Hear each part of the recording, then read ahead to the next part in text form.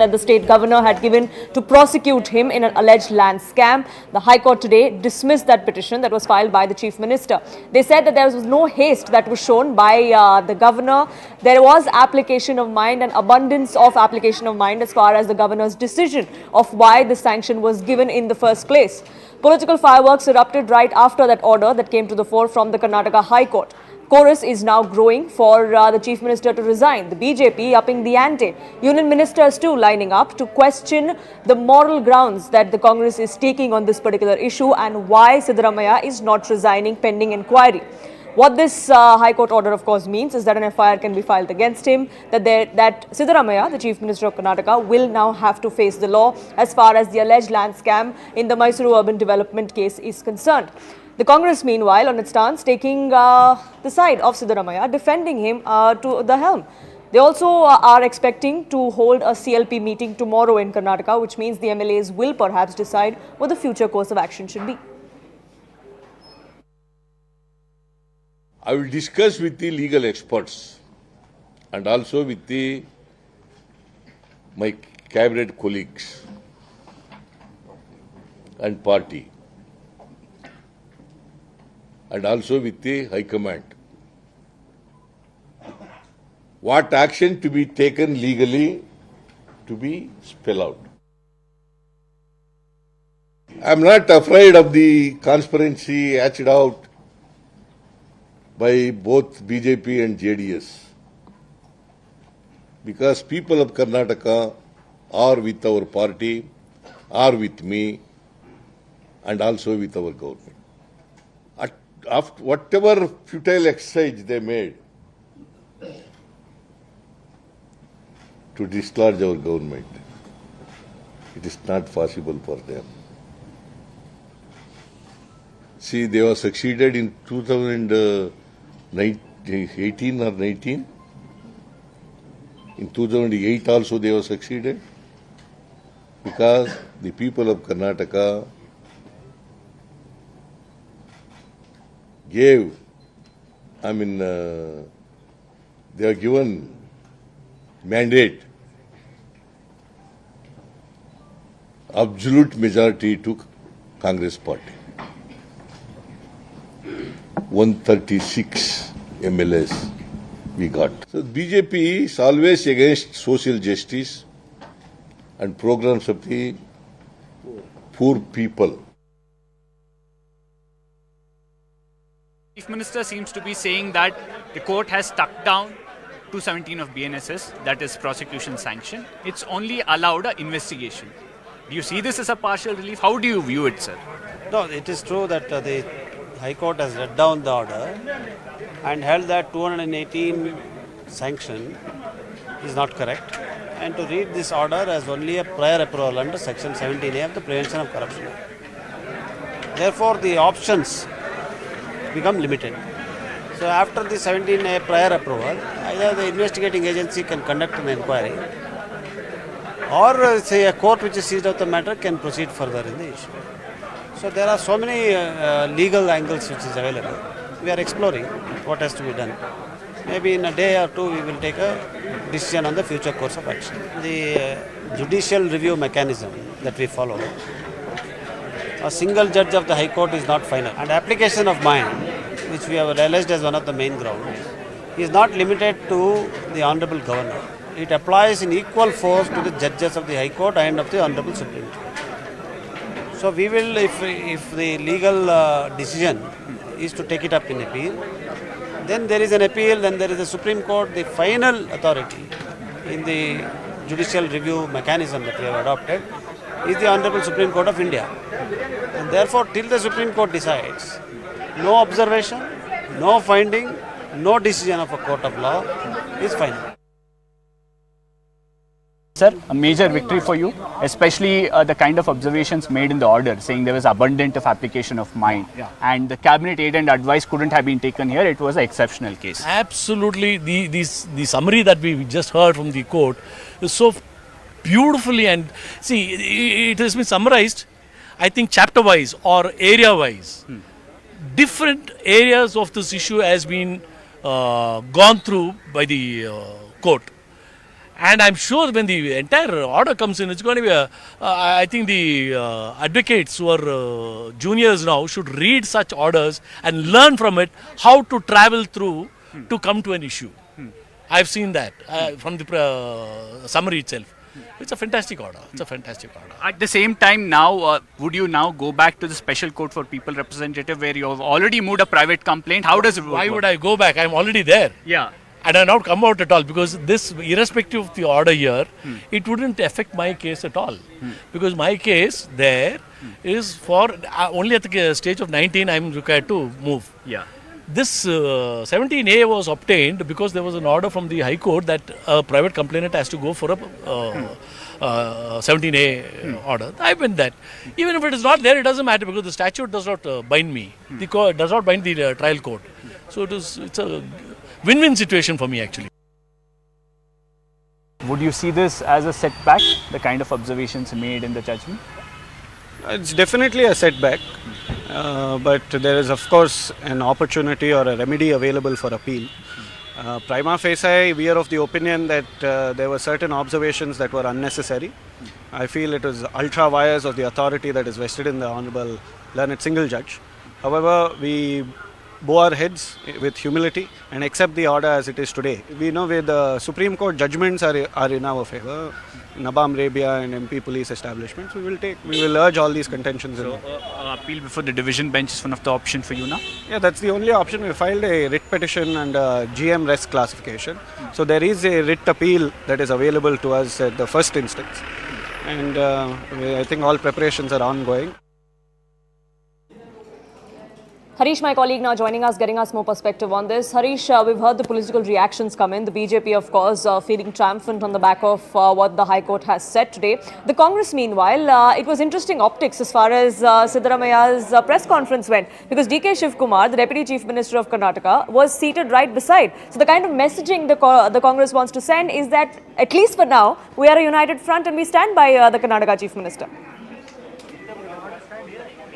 Well, absolutely. Since early in the morning today, even much before this High Court order came, you had several of the cabinet ministers making a beeline to the Chief Minister's house, extending their support. Even after the verdict, we have seen many ministers who've cancelled their schedule, especially visiting other districts. Those programs have been cancelled. All of them with the Chief Minister, telling him that we are with you. There is no question of anybody seeking a resignation, including several MLAs and MLCs with the Chief Minister. It's a message not just to the opposition, for the party as well, that all of them are rallying behind Chief Minister Siddaramaiah. There's no question of a leadership change.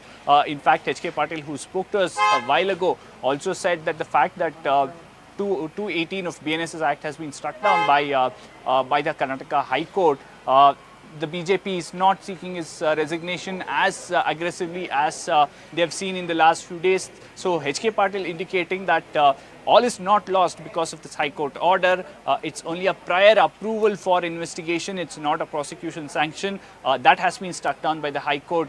In two of the approvals given by the Karnataka governor, they are saying only one has been accepted, which means not all hope lost. And even on the aspect of prior approval given under PC Act 17A, they are saying that we'll approach the court and we will get relief for that as well. Right, Harish, do stay on with us, because political reactions are trickling in thick and fast. The BJP, of course, going on to ask Siddaramaiah to step down as the Chief Minister on moral grounds. He must do so. But the Congress maintaining that this is just a witch hunt and vendetta. There's also legal options that the Chief Minister has that he can explore. Listen in to some of those reactions. There is no question. My Chief Minister has not done anything wrong. He is not involved with any scam. It is a political conspiracy by the BJP to all of us, to all the opposition leaders in the country. This is what is going on. This is nothing but abuse of the governor's office. This is misusing the governor himself. The governor of Karnataka is acting like a station house officer for the central government and for the BJP. This is 100% vendetta politics. There's nothing in the case. There's nothing which the Chief Minister has done.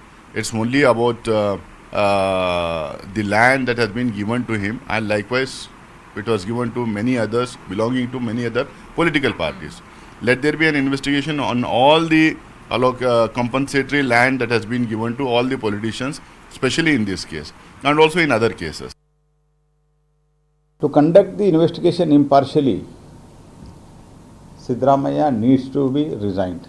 He has to henceforth.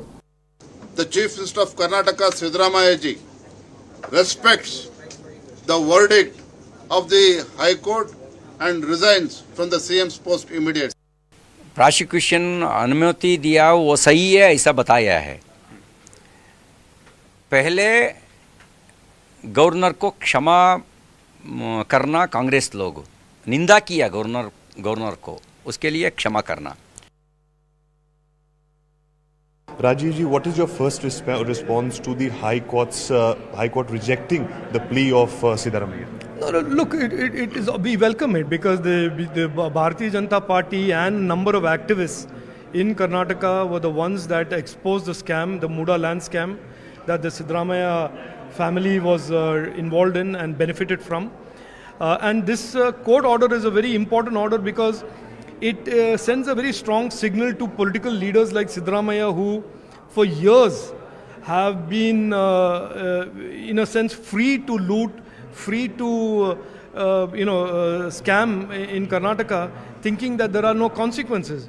The fact that today the governor has sanctioned the prosecution and investigation, and the fact that the High Court has upheld the governor's sanction is a clear signal that the type of corruption that the Congress party has practiced in Karnataka, in other states, is tenable anymore, because the people of the state, whose resources these are, whose assets these assets belong to, are no longer content to just be simply mute and have these powerful political leaders who have been around for decades and decades just keep looting land and making their families rich. So therefore, this is, in my opinion, an important turning point in the politics of Karnataka, where leaders like Siddaramaiah, who have for years been doing this without any consequence, have been woken up to the fact that there are consequences to violating the law. How do you see this verdict of the Karnataka High Court, sir? The allegations against the Honorable Chief Minister are totally, it is a conspiracy hatched by BJP, JDS party to destabilize the democratically elected government and destabilize the government.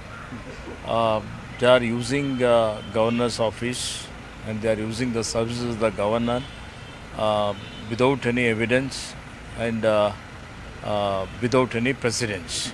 People of this state, they are with us.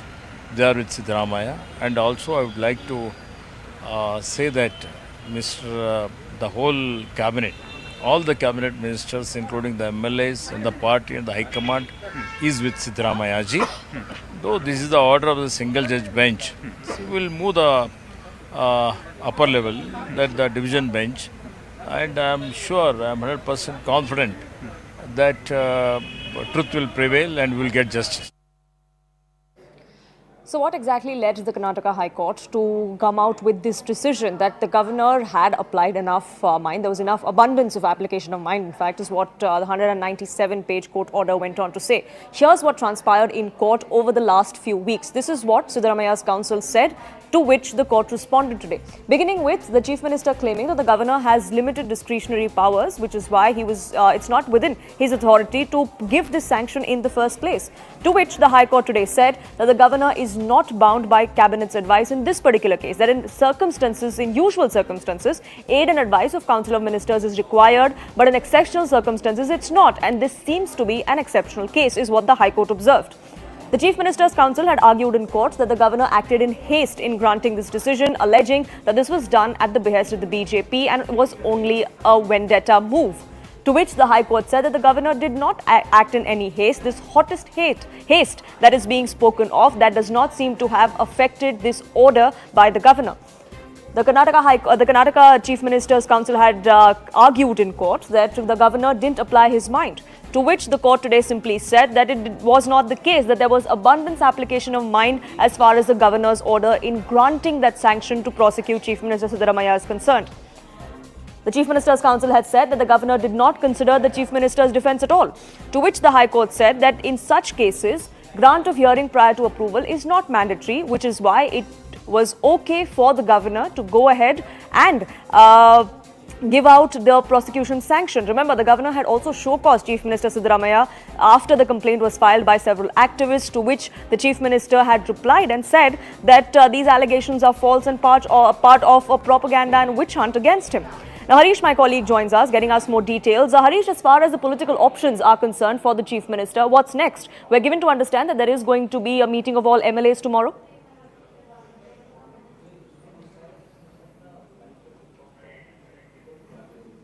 We'll try and reconnect that line with my colleague Harish and get you more insight into what the Congress's strategy is going to be. Of course, the Chief Minister does have legal recourse. They can approach a higher court against this particular order of the High Court. But for now, the political fallout of this entire controversy is only peaking. Listen in to some of those reactions. How do you view this or a verdict of the Karnataka High Court? Would you see it as a partial relief that they have stuck down prosecution sanction, only given prior approval for investigation? In my view, the whole litigation or this issue which is raised by BJP is something to divert the attention of the government from developmental activities. And it is unfortunate that having failed to threaten our MLAs and leaders by this ED, CBI, IT, etc., they have finally decided to abuse the Raj Bhavan, which is really unfortunate. And that's why you're seeing every day governor writing letter by letter, every day, which is really unfortunate. Today, the Honorable High Court of Karnataka dismissed the petition filed by the Chief Minister of the Karnataka and upheld the whatever the order of the Honorable Governor for giving sanction to the prosecution of the and investigation of the whatever the Muda scam is there. For that purpose, it is upheld by the whatever the Governor's decision is there. Now, impartial investigation has to be started. And impartial investigation only after filing the FIR against the CM when his name is involved, his wife's name is there. So I insist, Chief Minister, immediately he has to resign on moral grounds and he has to allow impartial investigation of this Muda scam. Muda में 50-50 किसानों को देना, कौन जमीन देते हैं उसको देना है, ऐसा एक डिसीजन हुआ था. वो प्रोस्पेक्टिव डिसीजन था, रिट्रोस्पेक्टिव नहीं था. मगर सिद्धारामैया ने रिट्रोस्पेक्टिव डिसीजन का फायदा लिया. सिद्धारामैया का बीवी खुद साइट लेना, वो भी 14 साइट लेना कानूनी का खिलाफ है. इसके कारण मैंने मांग करती हूँ सिद्धारामैया तुरंत इस्तीफा देना. When this land was distributed, many of them from the JDS, from the BJP, multiple leaders have got it. It happened during the BJP's rule in Karnataka. And most important of all, there is a judgment today, but of course the Chief Minister of Karnataka will explore other possibilities. It's not the end of the road. And the Bharatiya Janata Party saying Satyame Jayate, I want to laugh at it because we know who is a convicted politician in CM, and that is Yedurappa. He was convicted for corruption. And then what did the Bharatiya Janata Party do? He left the party and they again called him back. So they have a convicted, corrupt Neta sitting in their party. And who is the BJP president in Karnataka? His son. So please, they have to just keep quiet. We will take care of our problems.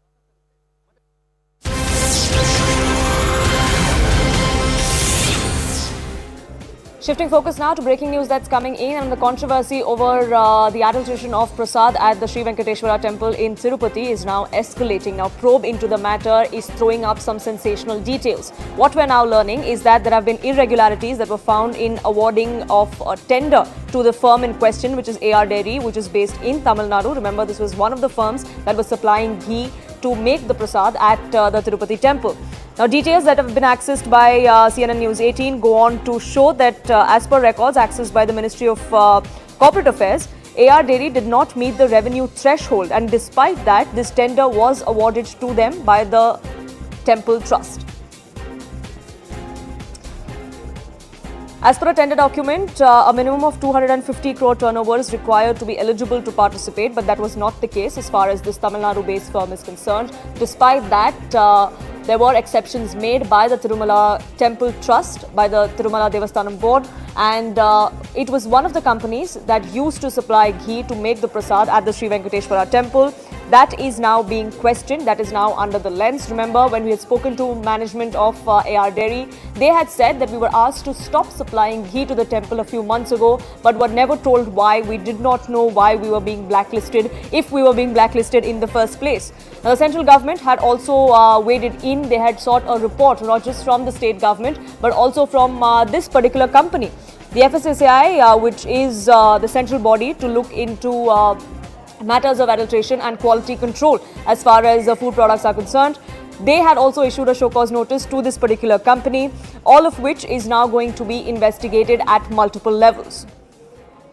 Payal, my colleague, now joining us, getting us more details. Yes, Payal. Well, of course, the TDP has been making all these charges, essentially saying that, a lot of violations have taken place, including the fact that there are tender documents which actually were prescribed as far as the supply of ghee is concerned. That has also come under the scanner. And there was a bare minimum amount of turnover which is required for any company to be able to supply that. That's very much part of the document. If you see the tender document states it very, very clearly that the annual turnover must be at least 250 crores as far as any company is really concerned. But the actual ghee supply, which is AR, Foods, which finds itself in the dock over here, was lesser than that as well. So the question that the TDP leadership and of course the government is asking that why was this done? Who was the beneficiary?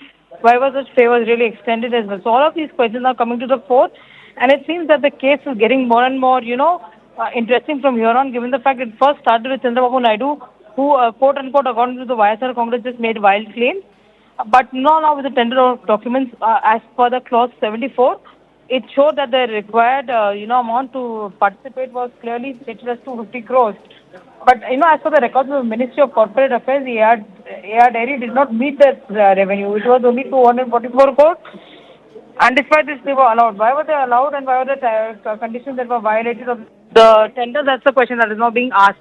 Yesterday, the board itself submitted a report speaking about various violations, also putting the fore Poonam about the faulty ghee that was really supplied. So obviously, more and more details really are awaited. Even as we're waiting for the SIT report to be submitted, we're also waiting for the FSSAI to also submit its report to the Union Health Ministry. So why was this particular firm favoured? That's a big question, and that's going to be investigated. Payal, as far as the central government is concerned, the Union Health Minister has already sought a reply from the state government. A show cause notice by the centre has also been sent out to this particular firm. Well, absolutely. The state government, in fact, the Union Health Minister did have a word with Chandrababu Naidu, the Andhra Pradesh Chief Minister, and he did ask him to, in fact, submit a tender document, given the fact that people had come out and spoken about this widely as well. But, after Chandrababu Naidu's conversation, the Union Health Ministry were given to understand has received the report, which was submitted initially, by the labs. In the state, speaking about the fact that the ghee was adulterated, in fact, had animal fat as well, to which, of course, the Health Ministry had asked the FSSAI to, in fact, look into this entire matter. And FSSAI has already sent notice to the concerned authorities, was applying ghee as well. That report is also awaited. And meanwhile, Chandrababu Naidu, the Chief Minister of the state, has also set up an SIT inquiry into the entire matter. We'll have to just wait and see what comes out of it. But multiple reports have indicated that, laws have been flouted, ghee quality has been compromised, and most importantly, like the BJP leaders were saying, the faith of crores and crores of Hindus has been hurt. What comes out of this report and this inquiry will be keenly watched out for. For the moment though, Payal, thank you so much for getting us the latest. On that note, slipping into a quick break here on this edition of Nation at 5, but news and updates continue on CNN News 18. Do stay tuned.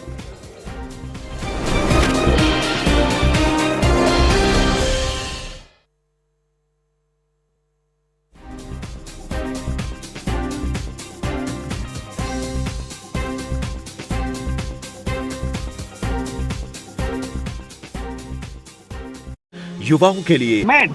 Now, insofar as the land is concerned, it has its own history of 30-40 years. And if the opposition or the private respondents could point out a single decision taken by the Honorable Chief Minister or any recommendation made by him, then we will bow our heads down and we will, we will accept anything. But you can find absolutely nothing.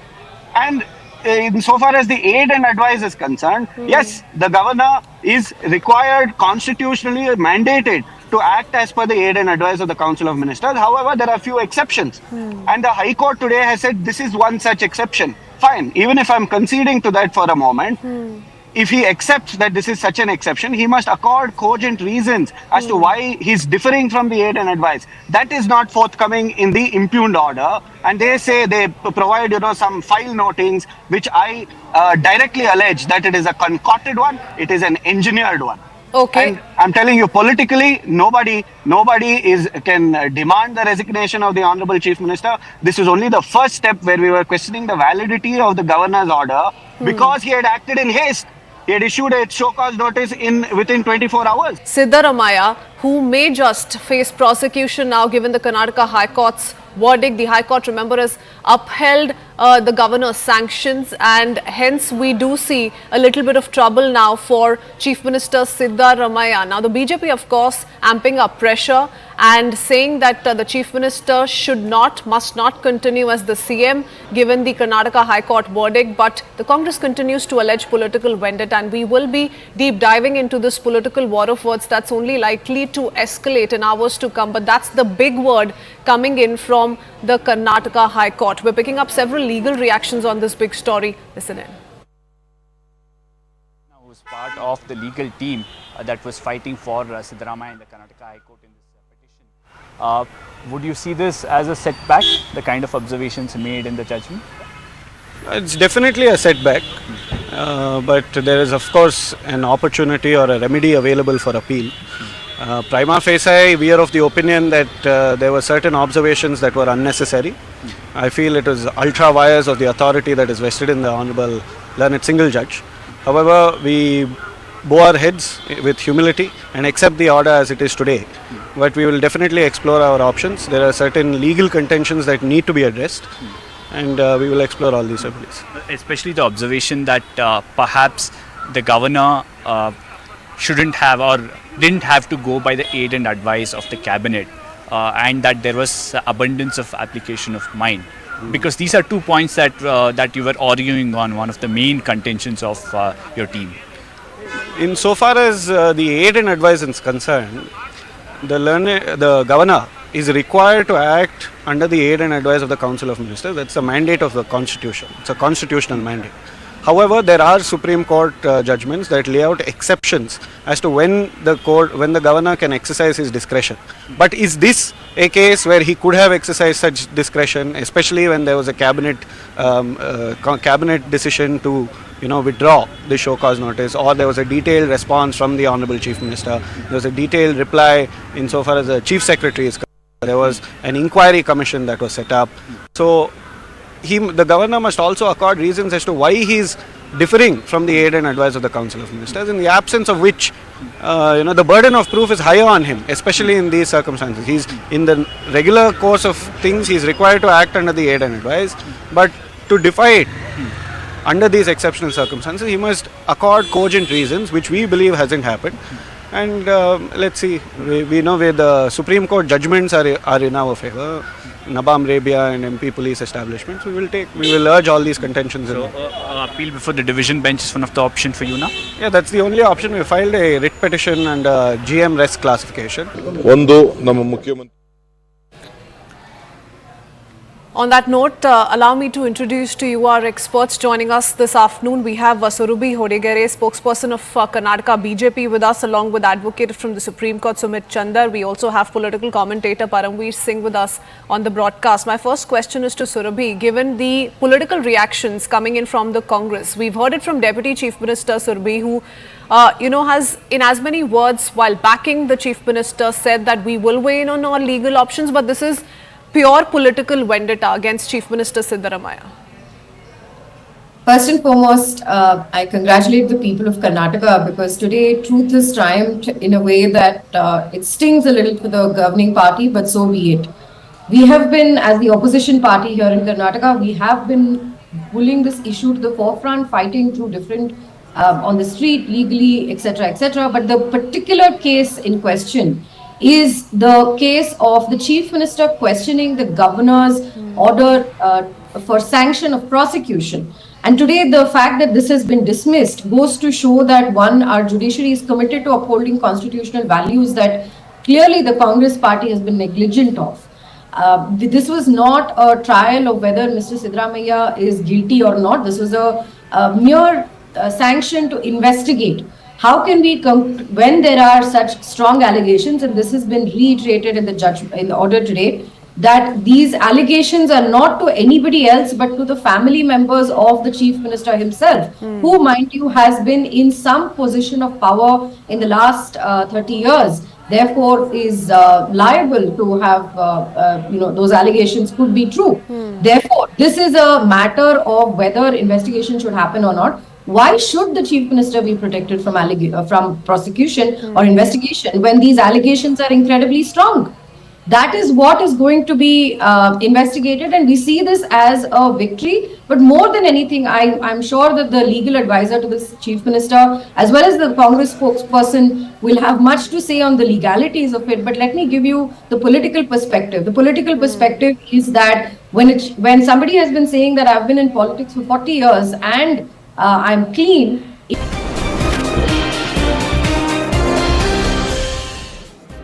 Welcome back. You're watching Nation at 5, and the story we're tracking at this hour comes from Maharashtra. There's politics that's speaking over an encounter that took place yesterday. This is about an accused that was accused of rape, charged under the POCSO Act. He was accused of sexual assault against a minor in a school in Badlapur on the outskirts of Mumbai in the state of Maharashtra. Now, political parties are at each other's throats as far as this encounter goes. There's an FIR that CNN News 18 has accessed in this case, in which one of the policemen that was present at the site went on to say that they shot at the accused in self-defense. He was injured, but while he was being taken to the hospital, he was declared dead when he was brought there. There is a cop that has been injured as well with a bullet injury who is currently in the hospital. But the opposition is not buying this self-defense theory in Maharashtra. They say that this is nothing but murder by the Maharashtra police in cold blood, an allegation the state government has of course denied. When we read the press note which issued by the Thane police yesterday, it clearly mentioned that in self-defense, the other police officer fired one round in which Akshay got injured. Till late night, the Thane police was not confirming whether he is seriously injured or he has succumbed to his injuries or he's got dead. So that confirmation came later. But yes, if we see, the political slugfest has already started after the news broke that Akshay was basically shot by Thane police in self-defense, because there are several questions which have been raised. The vehicle, which if I'll ask my camera person if he can show you, because now we are outside the Thane CP office and the vehicle has been kept there, and they have covered this entire area. They have put a curtain so that the media cannot show the visuals of this particular vehicle. But the vehicle has been kept here where in which the encounter happened. This is a big van which usually takes accused to the jail or to the police station from the jail.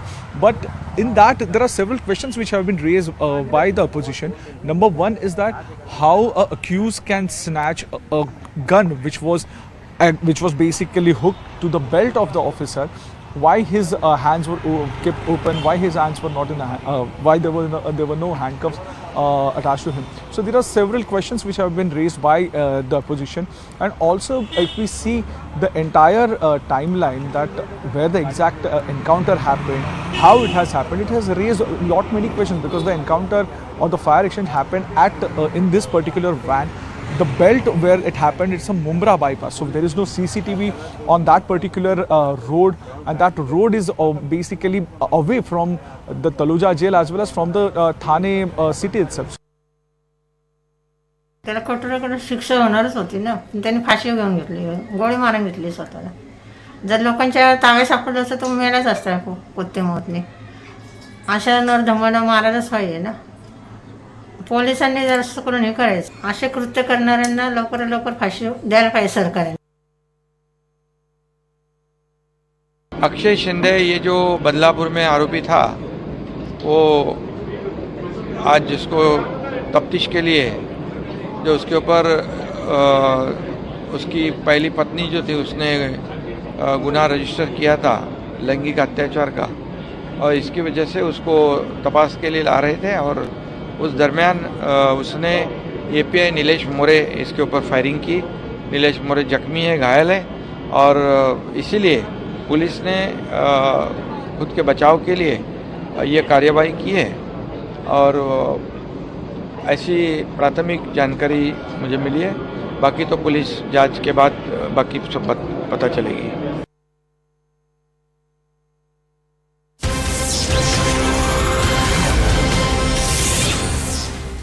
News now coming in. The CID has been handed over this entire case. They've reached the police station now to take over the case documents and begin their investigation.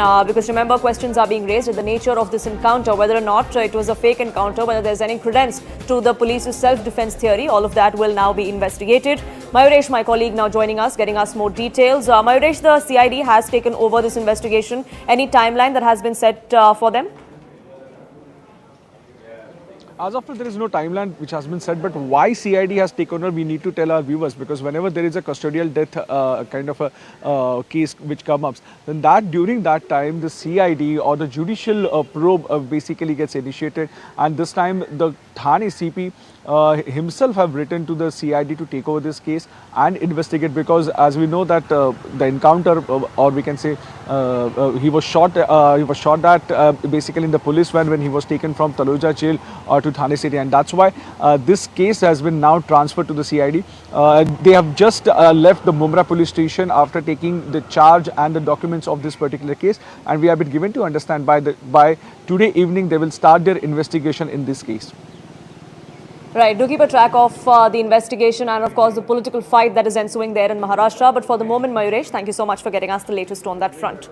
Time for a quick break on this edition, but we'll be back in just a few minutes. Do stay tuned.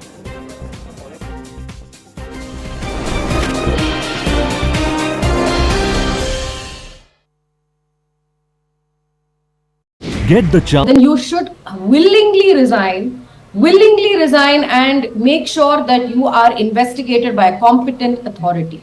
That is the expectation that people have, because CM Siddaramaiah has been saying that he has no black mark on him in terms of corruption, no sort of allegation against him. Here is an allegation that has come, a strong one, that has been debated in the public eye as well as with the governor since December 2023. But Survi is not been pronounced guilty as yet. No, absolutely. I'm not pronouncing him guilty. I'm not a court of law. But there is an investigation agency for them to conduct a fair investigation. It is not legally mandated, of course, but in the eye of the public, it is the rightful moral thing to do, which is for Siddaramaiah sir to resign and ensure that he faces the investigation fairly. How can somebody who is in his and the High Court has cleared the way for that. Surabhi, the High Court has cleared the way for an investigation. The Chief Minister can be prosecuted. But I want to take your question to Shatabish Sevana, Siddaramaiah's counsel, with us on the broadcast as well. He's of course speaking for the Congress party here. Shatabish, tell us a little bit about what would you say to the manner in which the BJP has come out to seek Chief Minister's resignation. They say that the Congress party kept saying that the governor did not go by the advice of the cabinet, but the High Court has now come out to say in as many words that this is an exception, that in this particular case the governor was free to act in the manner in which he thought was right. First and foremost, I want to answer to the political conspiracy that is being hatched by the political opposition, because I feel the public, the people of Karnataka very well know the credentials of Sri Siddaramaiah, his honesty, his integrity and whatnot. He has led a life that is impeccable, whether it be personally or politically. Now, the order of the governor was twofold, and this is where the confusion arose. One, he granted prior approval to investigate, and also he granted sanction to prosecute. He did both the things in one breath. And today the High Court has clarified that this order of the governor will be treated only as a prior approval to investigate the matter and not be regarded as a sanction to prosecute. Number one. Number two, insofar as 17A prior approval is concerned, there must be some recommendation made or decision taken by the concerned public servant against whom these allegations are made. Now, insofar as the land is concerned, it has its own history of 30, 40 years. And if the opposition or the private respondents could point out a single decision taken by the Honorable Chief Minister or any recommendation made by him, then we will bow our heads down and we will, we will accept anything. But you can find absolutely nothing. And insofar as the aid and advice is concerned, yes, the governor is required, constitutionally mandated to act as per the aid and advice of the Council of Ministers. However, there are few exceptions. And the High Court today has said this is one such exception. Fine, even if I'm conceding to that for a moment, if he accepts that this is such an exception, he must accord cogent reasons as to why he's differing from the aid and advice. That is not forthcoming in the impugned order. And they say they provide, some file notings, which I directly allege that it is a concocted one, it is an engineered one. Okay. And I'm telling you, politically, nobody can demand the resignation of the Honorable Chief Minister. This is only the first step where we were questioning the validity of the governor's order because he had acted in haste. He had issued a show cause notice within 24 hours. Siddaramaiah, who may just face prosecution now given the Karnataka High Court's verdict. The High Court, remember, has upheld the governor's sanctions, and hence we do see a little bit of trouble now for Chief Minister Siddaramaiah. Now, the BJP, of course, amping up pressure and saying that the Chief Minister must not continue as the CM given the Karnataka High Court verdict. But the Congress continues to allege political vendetta, and we will be deep diving into this political war of words that's only likely to escalate in hours to come. But that's the big word coming in from the Karnataka High Court. We're picking up several legal reactions on this big story. Listen in. Who's part of the legal team that was fighting for Siddaramaiah in the Karnataka High Court in this petition. Would you see this as a setback, the kind of observations made in the judgment? It's definitely a setback, but there is of course an opportunity or a remedy available for appeal. Prima facie, we are of the opinion that there were certain observations that were unnecessary. I feel it was ultra vires of the authority that is vested in the Honorable Learned Single Judge. However, we bow our heads with humility and accept the order as it is today. But we will definitely explore our options. There are certain legal... Thank you for staying with us. You're watching Nation at 5 with me, Poonam Burde. We have some breaking news that's now coming in, and this is a scoop that we have as far as the Prime Minister's US visit is concerned. Remember, as the Prime Minister is concluding his US trip, there were speculation of whether or not he is going to be meeting US presidential nominee Donald Trump. This is after Donald Trump had claimed that he was going to be meeting Prime Minister Modi during this visit. What we're now learning is that government sources have come out and rebutted any sort of rumors over why this meeting did not take place. Government sources have come out and confirmed that India does not want to be seen as playing favorites. There were no back-channel talks that were taking place about any such meeting, and the confirmation had only come to the fore from Donald Trump and not from India's side.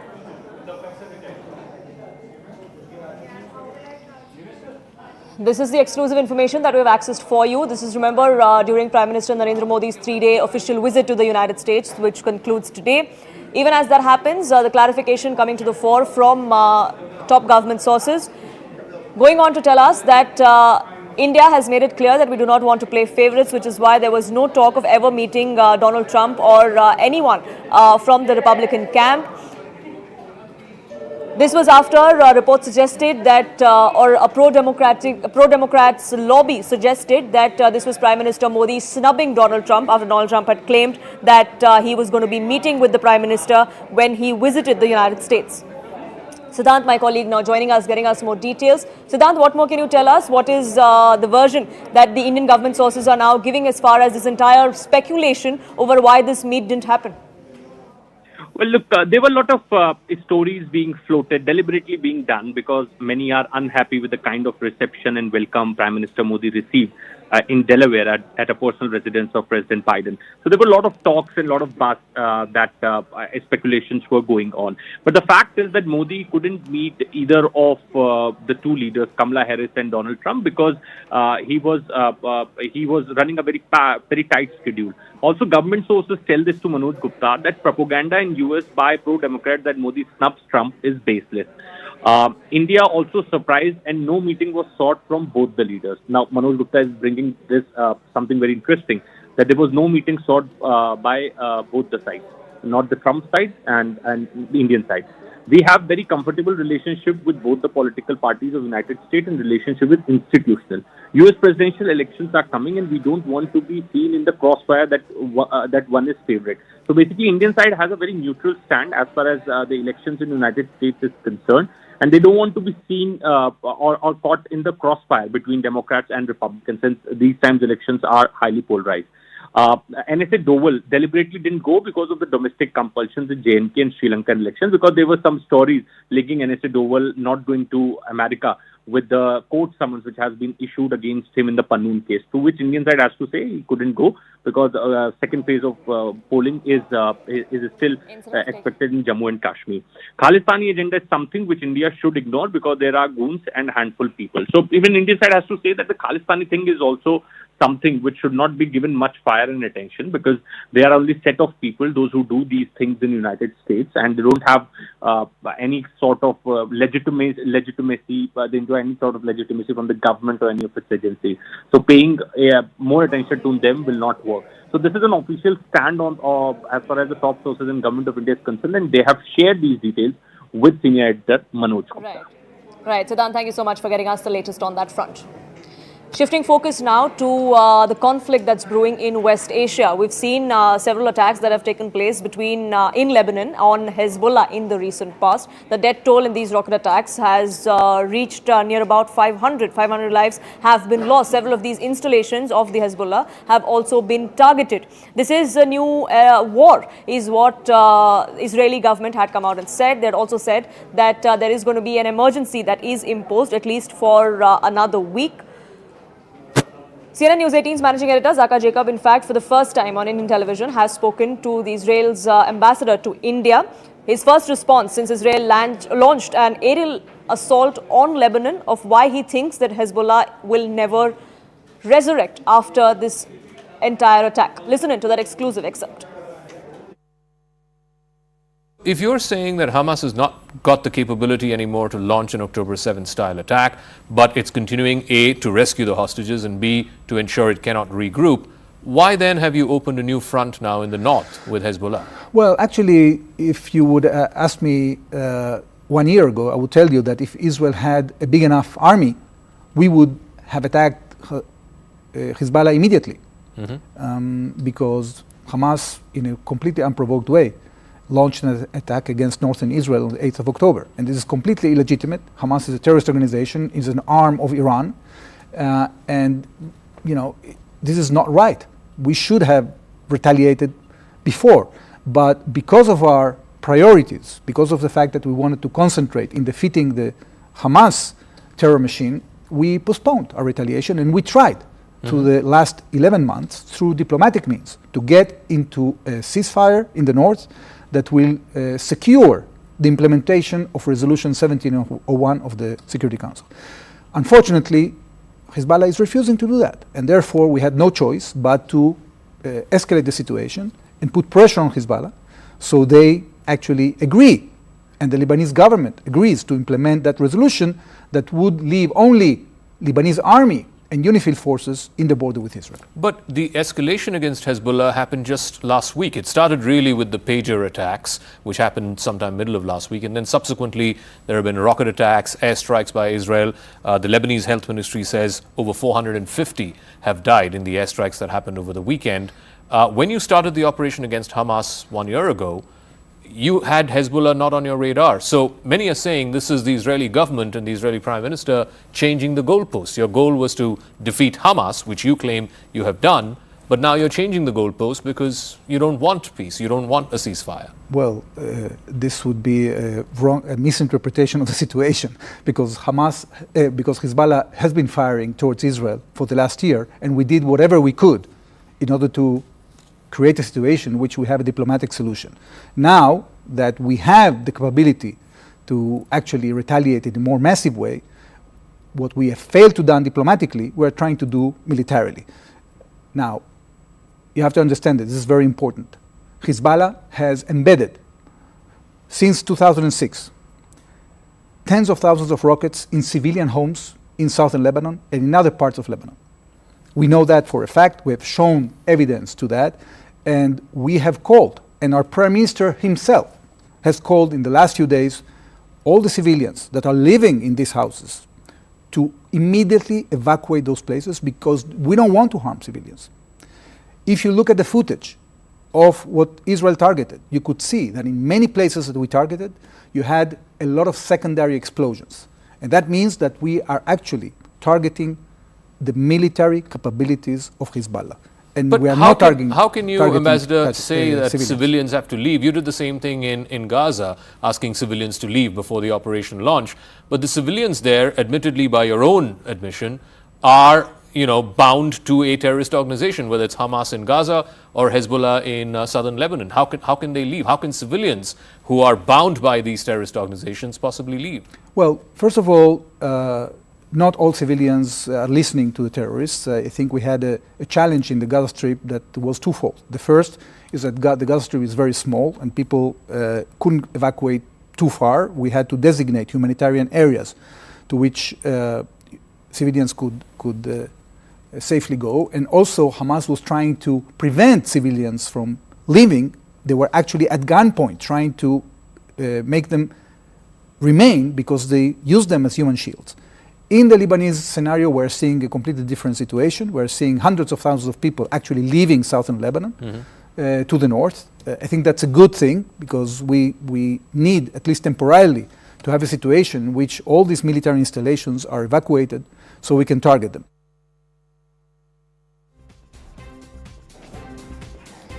That was just an excerpt, but you can catch the entire interview at 9:30 p.m. with managing editor of CNN News 18, Zakir Jacob. This is for the first time on national television here in India that you are hearing the new ambassador of Israel to India speak out about the ongoing crisis, about the war that started last year but continues on multiple fronts even now. So the Karnataka High Court has affirmed the sanction to prosecute given by the governor against the Karnataka Chief Minister Siddaramaiah, but he is digging his heels in, citing Clause 17A, saying that he's not going to step down and that he will appeal against this decision in the Supreme Court. Let me now go across to the IT and BT Minister in the cabinet of Mr. Siddaramaiah. Mr. Priyank Kharge is now joining us. Thank you very much, Mr. Kharge, for speaking with us. This is what the High Court found today, that the complainant was justified in seeking the approval of the governor. The governor can take an independent decision in exceptional cases, and the case against the Chief Minister is an exceptional one, and that no fault can be found in the action of the governor. Why should the Chief Minister not step down? Well, it's very clearly quoted even in his judgment that about Section 17A and also about Sections 218 of the BNSS Act. The Honorable Judge has limited his decision only to Section 17A in the Governor's order. The complainant had requested investigation and prosecution under Sections 218 of the BNSS Act, 17A and 19 of the Prevention of Corruption Act. So the Governor initially rejected the request for prosecution under Section 19 of the PCA, and the court has clearly rejected the prosecution sanction given by the governor under 218 of BNSS Act. So the only thing that is left is about the investigation allowed under Section 17A, which will also be cancelled in due process of law. So where is there a necessity for anybody to resign? But Mr. Kharge, this is what the court has said today, that the gubernatorial order nowhere suffers from want of application of mind. It's not a case of even a semblance of non-application of mind by the governor, but by abundance of application of mind. The PCA does not require only a police officer to seek approval to investigate a public official. It's the duty of the complainant to seek such approval, even if they are a private citizen. So basically, the court is saying that there was nothing wrong in the action of the governor, and that a chief minister today now has to face prosecution. He could be facing an FIR against him. I'm sorry. He could be called I for beg to- questioning.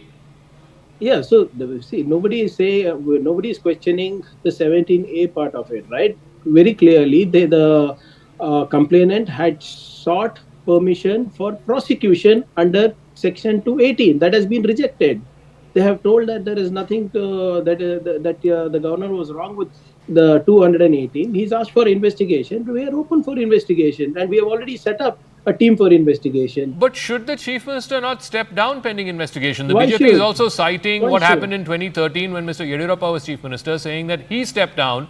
Similarly, when the High Court had said that the governor was right, giving sanction to prosecute. I'm sorry, I think your history is a bit rusty over here, Zaka, because the investigative agencies had sought his prosecution after investigation. Where is the investigation completed? Where is any investigative agency have sought his prosecution here? The investigation has just started. No, but Mr. And, Kharge, how can there be a free and fair investigation if the Chief Minister continues to occupy his chair? Which investigation will come up with a clear conclusion if the Chief Minister is seen as occupying a position of power? So you're actually saying that Lokayukta is not a constitutional body and they're not independent? No, but in the Yediyurappa case, when the Lokayukta prima facie found material against Yediyurappa, he stepped down. He was forced to step down by then. So where is the evidence now? Where is the proceeds of the crime? Where is the evidence now? There is nothing, absolutely nothing that any investigation has found, nor does the governor have anything, nor does the complainant have anything. So you are saying that the Chief Minister will step down only and if only the Lokayukta finds material cause against him of corruption for him to step down? See, firstly, there has been no quid pro quo. There has been no corruption. There has been nothing. There is nothing that has transpired. All this is just hearsay evidence that has been popping up. The governor's office is being misused. The governor is acting like the state station house officer, where everything is just being forwarded to the government. And it's very clear what is happening here in Karnataka. It's just a repeat of what's happened in Jharkhand, what's happened in Delhi, what's happening in Tamil Nadu, Kerala. And it's the same thing that's happening here. It's a playbook. It's a standard operating procedure of the central government to destabilize governments in states where they are not in power. But one final word, Mr. Kharge. Are you saying that the Chief Minister's wife did not get 14 plots in plush Vijayanagar, third phase in Mysuru, in exchange for agricultural land that was first given to her brother and then the brother gifted it to her? The Honorable CM has sat and for a 2-hour press meet and has in detail explained on the entire process of Muda. And it is just not the Chief Minister's wife who has been allotted sites. She's not taken it herself, or there has been a quid pro quo, or there has been a misuse of power here. There have been all the people who were in that ambit, who were supposed to get those sites, have got those sites. It's only that this is being singled out. But agricultural land somewhere in the outskirts of Mysore to prime plush property right in the heart of the city, so that it's is not what the same. Muda has given. That's what Muda has done, right? It's not done only for the CM, it's done for all the land losers there. And the Chief Minister's wife happens to be one of them. Muda has already agreed that they have not acquired it legally. They have in fact stepped on people's lands and taken it illegally, and that's why they're reallocating these lands. All right. That's what Muda says. All right, Mr. Priyank Kharge, thank you very much. Appreciate you joining us and putting up a stout defense of the Chief Minister, Mr. Siddaramaiah, who of course is now digging his heels in because he feels that today's verdict is a vindication of his stand. We'll see how that story plays out. But news and updates continue right on the other side. Akanksha will join you with Plain Speak.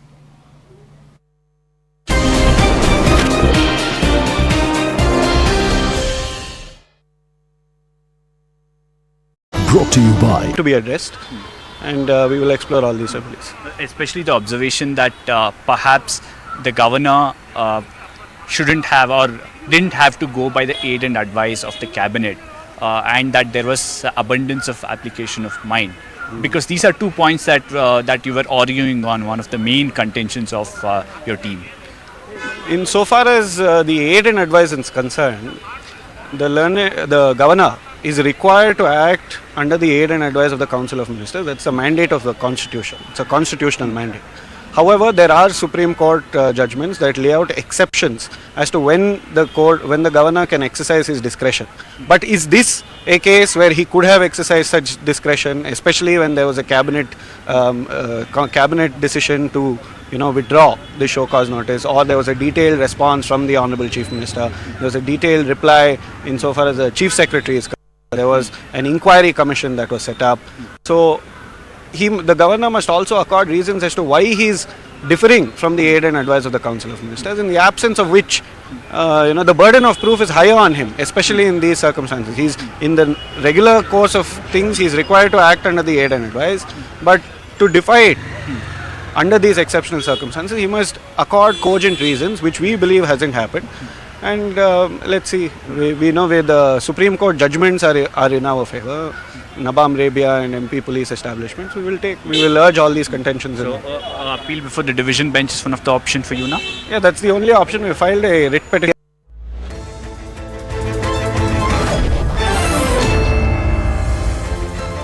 A very warm welcome. You're watching Plain Speak. I'm Akshay Shinde. In a setback to Chief Minister Siddaramaiah today, the Karnataka High Court has dismissed his petition, one that challenged the Governor Gehlot's approval for investigation against him in the alleged Mysuru Urban Development Authority scam. This in the alleged irregularities in the allotment of 14 sites to his wife by Muda in a prime locality. Reading out the summary of the findings, Justice Nagaprasanna said that the complainants were justified in registering the complaint or seeking approval at the hands of the governor.